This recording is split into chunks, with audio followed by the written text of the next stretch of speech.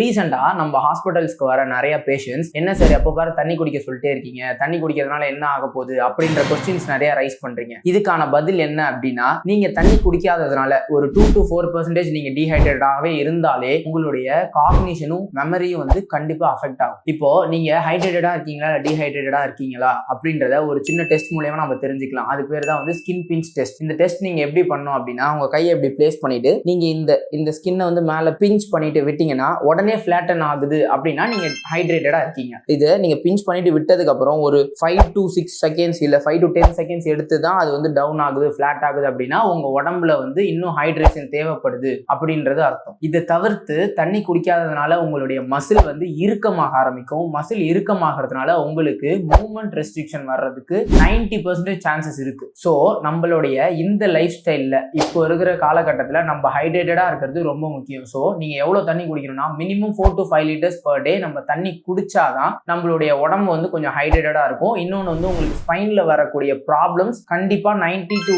95% குறையறதுக்கு நிறைய சான்சஸ் இருக்கு. இந்த மாதிரி யூஸ்ஃபுல்லான பாயிண்ட்ஸ் அண்ட் டிப்ஸ் பத்தி தெரிஞ்சுக்க நம்ம சன் பிசியோ ஃபாலோ பண்ணிக்கோங்க. Follow for more physiotherapy exercises and health updates.